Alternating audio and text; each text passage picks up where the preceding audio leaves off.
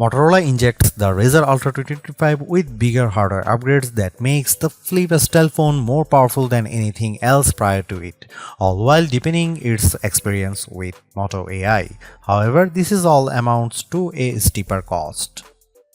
Motorola hasn't made any drastic changes with the design of the Razr Ultra 2025 since it bears many of the same design aesthetics as last year's Razr Plus 2024. For a flip-style phone, it's still a charming design with its thin construction, although it's a touch thicker, wider and heavier than its sibling in the Razr Plus 2025. The hinge, though, feels more substantial because it's reinforced with titanium. In addition to the gapless design as before, the crease in the middle of the display isn't as deep as before, even if it's still visible at just the right angle.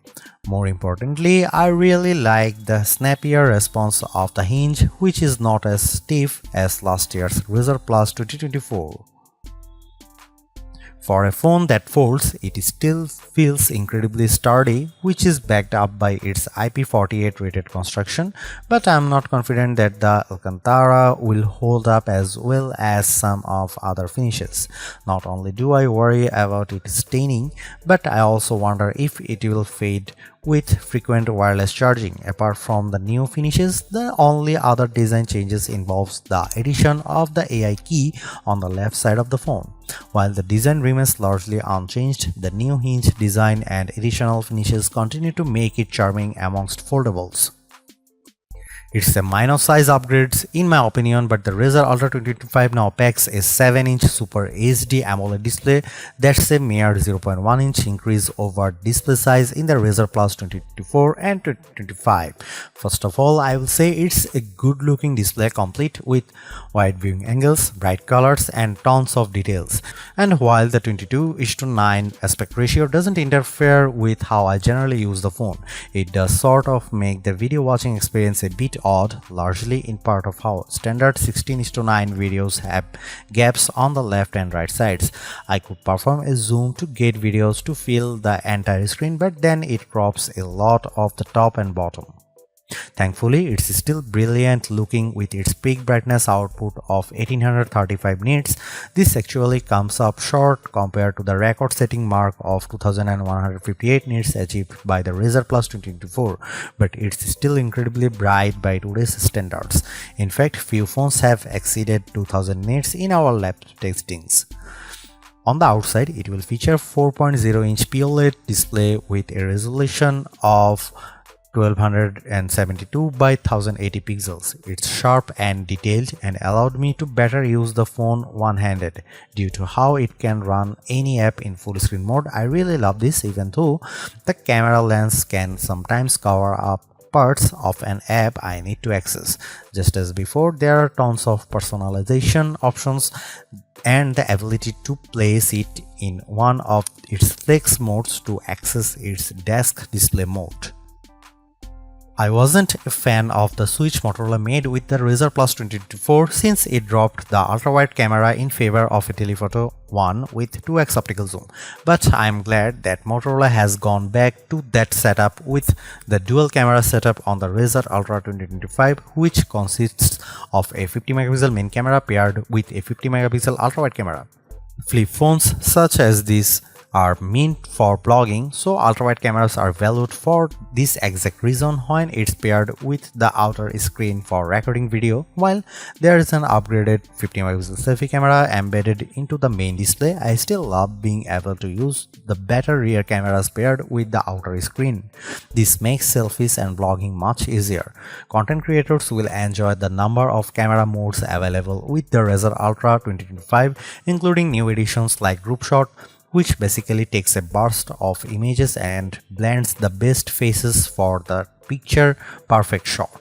As much as I like using Pro mode to tweak the camera settings to my liking, it's only for photos and not videos. Plus, it's missing a portrait video mode that other similar priced phones offers. Here are some camera samples of the Motorola Razr Ultra 2025.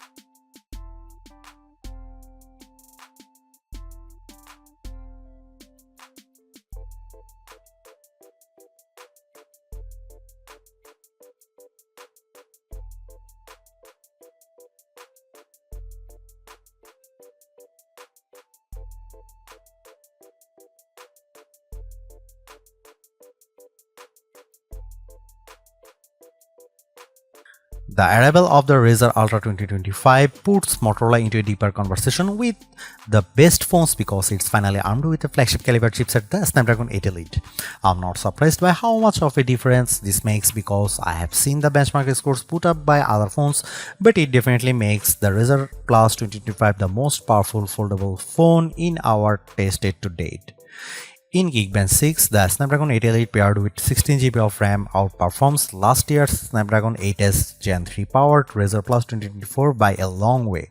Its single and multi-core scores of 2719 and 8342 respectively even managed to beat Galaxy Z Flip 6. There's also a remarkable GPU performance boost as well, nearly doubling the frame rate that the Razr Plus 2024 achieved with 3D Mark's Wildlife Unlimited test. The 73.74 FPS average frame rate pulled in by the Razr Plus 2024 isn't too shabby, but the Razr Ultra managed 145.32 FPS running the same test. This is all translates to an exceptional performance no matter what I do or run on the phone. Scrolling through the interface is also buttery smooth, thanks in part to its adaptive 165Hz refresh rate, which gives animations that extra fluid look. Games run really well too, including when I play them in full screen mode with the outer screen. All of this just shows how much of a leap it is over last year's Razr Plus 2024. Software plays a critical role in giving the Razr Ultra 2025 much more value, mainly due to how it's offering several AI features out of the box. Moto's custom UI is running on top of Android 15, but it's amplified by how it integrates Moto AI and other AI assistants into the mix. Before I get into that, I will say that the Razr Ultra 2025 has a lot of unity when it comes to being productive, in addition to being able to run two apps simultaneously on the main display. I really appreciate how it's one of the few phones I can comfortably use one-handed, thanks in part of how the outer screen can run just about any app. I might be in the minority when it comes to seeing this as a huge benefit, but it's hard to describe just how helpful it is. There's also a Smart Connect, which offers an intuitive desktop-like experience that also seamlessly works with other devices. Essentially, it's Motorola's version of Samsung DeX, but it works entirely through a wireless connection, from being able to access apps and files stored on the Razr Ultra 2025. Smart Connect can even allow me to cast a virtual version of the phone on my Windows 11 laptop. This is all fantastic, but I just wish it could work through USB-C as opposed to doing it just wirelessly. With a wired option, I would be able to directly connect my X-Real AR glasses to it for an even better experience. I am even happier to see that Motorola's in the AI race now, because Motorola AI is available right from the start. The company's been working on this for a while now, starting off as a beta with the Razr models last year and finally revealing it in full here. Some of the Moto AI tools can be quickly launched by pressing the dedicated AI key on the side of the phone, but the full suite is accessible by running the dedicated Moto AI app. These Moto AI tools consist of Catch Me Up, Pay Attention, and remember this, Catch Me Up uses AI to give me a helpful summary of my notifications. Pay Attention is a voice recorder that will transcribe and summarize recordings, and remember this allow me to save screenshots, photos and more for me to recall later. Over on the creative side, I really like the suite of tools that Moto AI offers, which is more or less the same stuff I have seen with Apple Intelligence, Galaxy AI and Google AI. For example, Image Studio lets me generate images through a text prompt, which I am happy to say manages to create realistic images when I asked to generate Teenage Mutant Ninja Turtle fighting black cats. Meanwhile, Sketch to Image uses AI to take my crude drawings and generate finer, more detailed images. However, many of other AI-assisted photo editing tools I have come to use aren't handled by Moto AI at all. Instead, it leans on Google Photos to perform tasks such as removing unwanted subjects and re-imaging images. Likewise, it also incorporates Google Gemini and Perplexity to perform more advanced requests, but you only have access to them for 3 months, which you will then need to pay subscriptions to continue accessing their advanced features. I'll give Motorola credit for bringing these AI tools and assistants to the Razr Ultra 2025, but it's playing catch up. For example, it doesn't create richer document outlines and summaries with pay attention as I have seen with the Note Assist with the Galaxy S25, nor does it have anything remotely close to the call screen function of the Pixel 9. Despite this, it's a good starting point for keeping the Razr Ultra 2025 in the game when it comes to AI features. It just needs more of them at this point to match the utility that its rivals offer. At the same time, I am disappointed that Motorola still keeps to 3 years of software support, which is laughably short compared to other phones.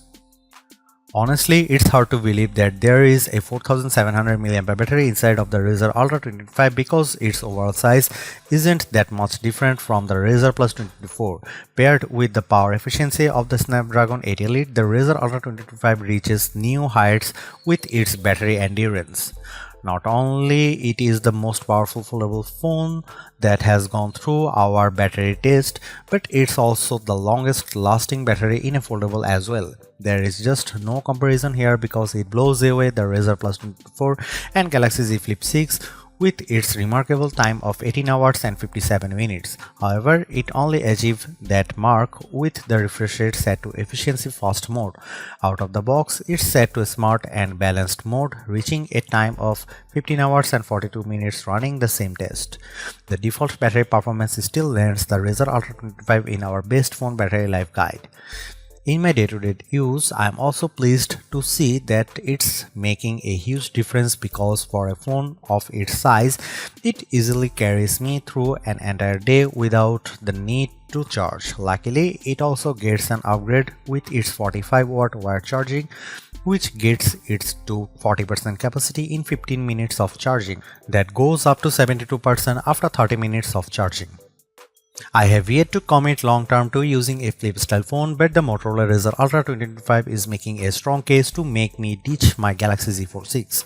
That's because this compact ultra sleek foldable phone is turbocharged in nearly every way over last year's Razr Plus 2024. Like I have said already, it's the most powerful and longest lasting foldable phone I have come across. On other note, I also love how it goes back to main and ultra wide camera setup, which is powerful combo for creators.